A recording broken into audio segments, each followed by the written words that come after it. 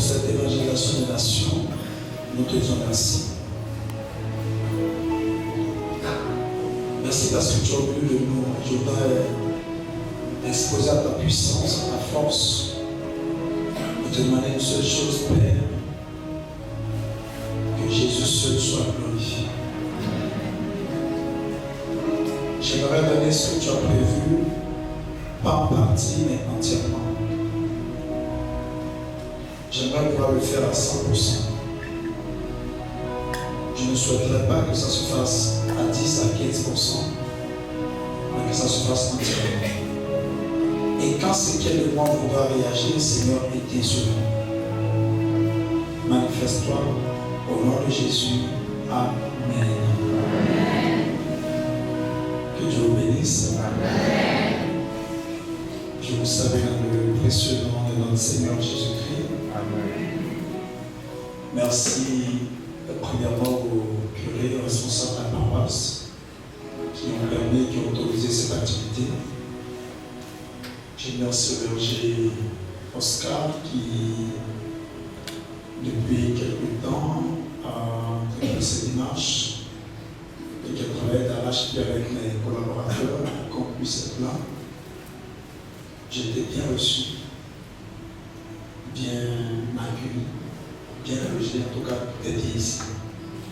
Je le remercie infiniment. Merci à toute la communauté avec laquelle je travaille. Merci au groupe musical, dans lequel je peux reconnaître quelques personnes, pianistes, maîtres de chœur, quelques personnes. Et merci à tous les frères et sœurs que je reconnais aussi dans l'Assemblée. Je vois plusieurs qui, chaque fois que je suis ici, ils sont là. Je ne sais pas comment ils font. C'est pas si Dakar n'est pas grand, mais bon, il y a des visages que je reconnais là. Que Dieu vous bénisse. Luc chapitre 5, à partir du verset 5. Simon lui répondit, Maître, nous avons travaillé toute la nuit sans rien prendre, mais sur ta parole, je jeterai le filet. C'est un passage que j'ai tellement commenté que finalement je me demande si quelqu'un qui m'a entendu le commenter dira, mais le gars, c'est toujours la même chose. Ingénieur, là où c'était la c'était bon, laisse-moi augmenter ma voix. Remets-moi là où j'étais. Voilà, laisse-moi là où j'étais et puis je vais augmenter ma voix. Ça veut dire que tu ne parles pas fort, je vais parler fort. Donc je disais que j'ai tellement prêché le passage que quelqu'un qui me dit, mais le gars là, chaque fois c'est la même chose qu'il raconte. Ah, le peuple est très très exigeant, mais chaque vous, ça vous n'avez pas trouvé de problème parce que si vous chantez l'heure de la vie, à chaque prière, on va danser comme mais un prédicateur qui raconte toujours la même histoire, ben moi-même, je vais lasser. Amen, amen. Amen. Je commencerai à partir du verset 1. Comme Jésus se trouvait au bord du lac de Génézareth et que la foule se pressait autour de lui pour entendre la parole de Dieu, il vit au bord du lac 2 barques, d'où les pêcheurs étaient descendus pour laver les filets. Il monta dans l'une de ces barques, qui était à Simon, et pria de s'éloigner un peu de terre. Puis il s'assit, et de la barque il enseignait la foule. Lorsqu'il eut cessé de parler, il dit à Simon, avance en pleine eau, et jetez vos filets pour pêcher. Simon lui répondit, d'où vient le thème? Mais nous avons travaillé toute la nuit sans rien prendre. Mais sur ta parole, je jeterai le filet. Dis à ton voisin, nous avons travaillé toute l'année. Dis que nous avons prié toute l'année. Dis que nous avons essayé toute la nuit. Toute l'année. Mais ce soir, on va pêcher la grande quantité qu'on n'a pas. Il faut lui dire ça. L'ayant jeté, ils prirent une grande quantité de poissons et leurs filets se rompaient. La question que j'aimerais poser à quelqu'un, est-ce que tu es prêt? Oui. Et leurs filets se rompaient. Dis du voisin, est-ce que tu es prêt?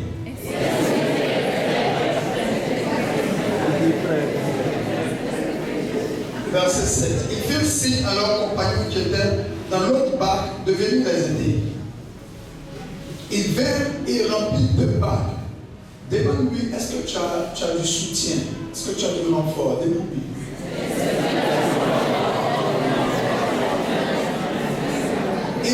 ainsi à leurs compagnons qui étaient dans le bac de Bethesda.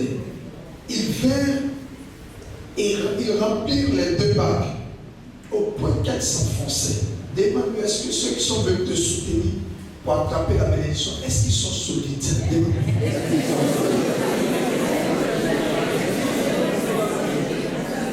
Quand il vit cela, Simon-Pierre tomba aux genoux de Jésus et dit, Seigneur, retire-toi de moi parce que je suis un homme pécheur. Car l'épouvante l'avait saisi, lui et tous ceux qui étaient avec lui, à cause de la pêche qu'ils avaient faite. Parole du Seigneur, notre Dieu.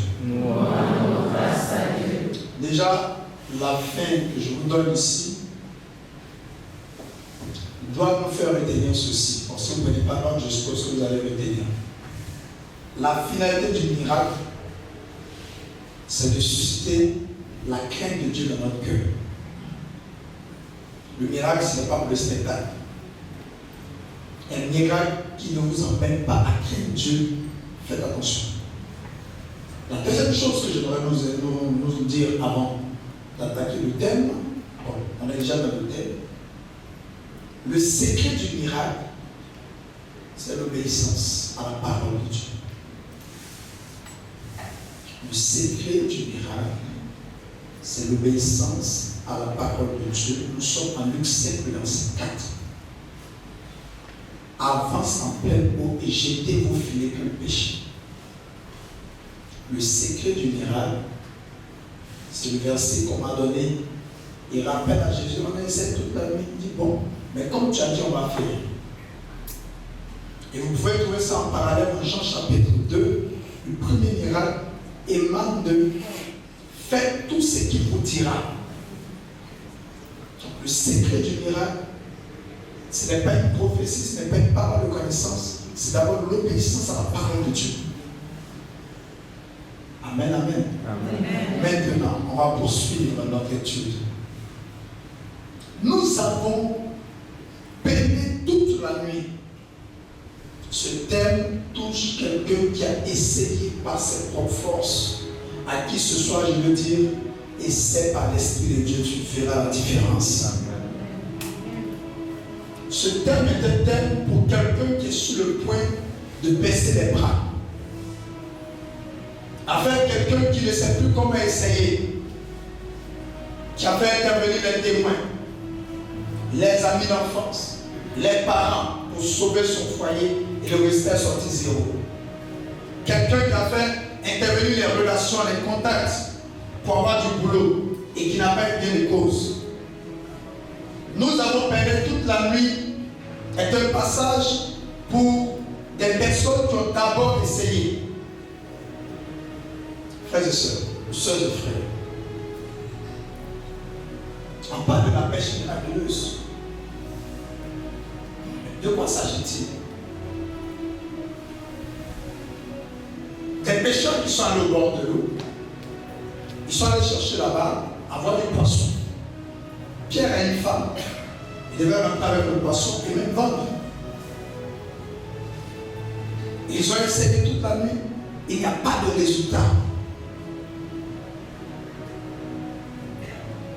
Et vous voyez, Jésus a remporté des batailles, et non des moindres. Il a été charpentier, donc si vous le prenez dans ce domaine, forcément il est fort.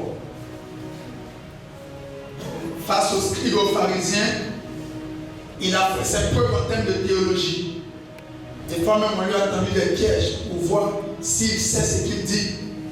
Moïse a dit de lapider une femme qu'on prend en flagrant délit d'adultère. Toi, tu dis quoi? Bon, tu dis que tu es venu présenter la miséricorde. Tu dis quoi? Il leur répond face au piège. Jésus a montré qu'il était imbattable. Nicodème même, avec son ancienneté, son titre de docteur, s'est heurté à la sagesse de la nouvelle naissance, la théologie de la nouvelle naissance. Quand on parle de théologie, ne jouez pas avec Jésus. Ce n'est pas votre camarade. Oui, on est d'accord. Maintenant, on est en train de parler de la pêche. Là-bas, c'est Pierre qui est le patron.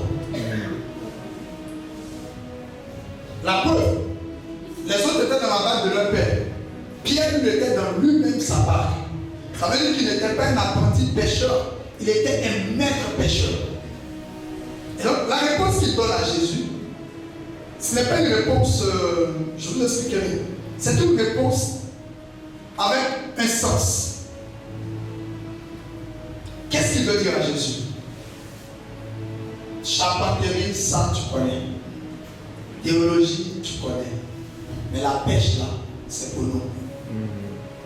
Et nous les pêcheurs, avec la science, la connaissance, la sagacité, la perspicacité, tout ce que vous voulez, l'ingéniosité, la subtilité, la finesse d'esprit, trouvez encore un autre mot qui montre qu'ils connaissent, qu'ils soient doués. Nous les pêcheurs, on sait à quel moment il faut pêcher. C'est la nuit. Donc, avec notre expertise là, les bacs plus 6, les bacs plus 9 en pêche, on sait à quel moment, j'ai même envie de dire à quel endroit il faut pêcher. Et on a fait ça toute la nuit, ça n'a pas pris. Donc en réalité, Pierre est en train d'expliquer à Jésus que la pêche, ce n'est pas la théologie. Matin, on t'a vu à l'esprit, tu les prends, tu leur montres que tu connais. Le soir, Nicodème, tu le déposes. Toi, tu peux faire ça à tout moment, mais la pêche, au pays, a des règles. Et là, le moment favorable pour pêcher, c'est de pêcher pendant la nuit. Donc Pierre est en train d'expliquer à Jésus, en réalité, qu'il connaît, ça c'est son domaine. Par contre, il met sur ta parole, ne le prenez pas un sens au sens strictement spirituel. Dites-vous, Pierre est en train de dire, bon, comme tu as dit, par respect pour toi, on va jeter, puis toi, mais tu vas voir. Ou simplement, on va jeter, et tu vas voir que si la nuit même qui est la nuit, on doit avoir du poisson, on n'a pas eu, c'est pas matin qu'on l'aura. Donc, l'idée derrière, c'était de jeter le filet. Pas forcément en attendant d'avoir du poisson, mais juste pour être en phase avec Jésus. Et puis vous savez ce qui s'est passé. Jésus arrive à quel moment? Le matin. Les pêcheurs étaient en train de laver leur filet. Ça veut dire que le chapitre de cette nuit était déjà fermé. Je vais dire à une personne, le chapitre que tu as fermé, Dieu va l'ouvrir ce soir et te donner un message pour le moment de tes enfants. Pour Amen était la même bizarre. Je veux dire à toutes les personnes qui ont fermé certains chapitres que vous allez les rouvrir et vous allez voir que le résultat précédent était un faux résultat, mais que le bon résultat arrive ce soir. Si tu es d'accord, tu me dis Amen. Nous avons payé tout à l'heure. Le moment favorable pour la pêche, c'est la nuit. A contrario, le moment défavorable, c'est le matin. Parce que moi, je ne sais pas comment ça fonctionne, mais si dans la journée, les poissons vont avancer forcément, qui s'éclipsent, la nuit, tout est sombre. Je pense que ça doit être ça la logique. Mais au moment favorable, on a jeté les filets. Ça n'a pas pris. Et quand tu arrives le matin, tu demandes de jeter le filet. Et quand Pierre lance comme ça, ce jour-là, j'étais à côté, j'ai vu Pierre. Il a lancé comme ça, il voulait récupérer comme ça. Quand il a fait, sa main était bloquée. Il a passé un bois, il retire. Il a pris les deux mains, ça devenait pénible. Alors il fait signe à ses amis, d'ailleurs, qui sur le marché de la pêche sont des concurrents. Donc, il ne partait pas faire une association de pêcheurs en danger. Il partait. Chacun devait se débrouiller pour avoir le poisson qu'il allait vendre. C'est pour ça que j'ai demandé à quelqu'un, quand tu as jeté comme ça, est-ce que tu es prêt? Demande à ton voisin, est-ce que tu es prêt? Quand Pierre essaie de tirer, il y a un problème. La Bible même va jusqu'à dire, au point où les filets étaient en train de se rompre. Vous savez ce que ça veut dire? Ça veut dire que les filets de l'expert Pierre, du maître pêcheur Pierre, avec toute la connaissance que Pierre a dans le domaine de la pêche, les filets n'ont jamais été habitués à une telle quantité de poissons. Je veux dire à une personne, après les grands échecs, Dieu te prépare de très grandes victoires. Après l'épreuve vient la gloire. Après une promotion, vient le rayonnement. Si tu ne connais pas, je t'annonce que tu me monteras très haut. Et si tu ne connais très bas, tu me monteras très haut. C'est ce qui amène plus fort que ton voisin. Amen. Les filets têtes sur le bleu se déchirent. La barque s'enfonce. Quand ils appellent du renfort, demande à ton voisin, tu as du renfort. Le renfort arrive. La Bible dit qu'ils remplissent les deux barques. Mais les barques sont sur le point de s'enfoncer. Demande-lui, est-ce que le renfort même est fort? Au point les deux barques sont sur le point de s'enfoncer. Ça veut dire que même les renforts, comme Pierre, n'ont jamais eu un tel niveau de succès dans la pêche. Je ne connais pas le niveau d'épreuve que tu as connu parce qu'ils ont perdu toute la nuit. Mais quand il s'est agi, il est relevé. Dieu les a relevés à un niveau qui tombe au-delà de leurs attentes. Dieu va faire ces choses dans ta vie. Durant ces 4 jours que nous avons passés dans ce temps d'évangélisation, Dieu va faire ces choses indescriptibles dans ton histoire. Ton amen est bizarre. Dieu va étonner une personne à partir de demain, après-demain. Et je veux dire à quelqu'un, demain quand tu viens, ne viens pas se dire à ton voisin, des choses excellentes sont en train de se passer ces jours-ci avant que 2023 ne finisse. J'ai l'impression que c'est tard.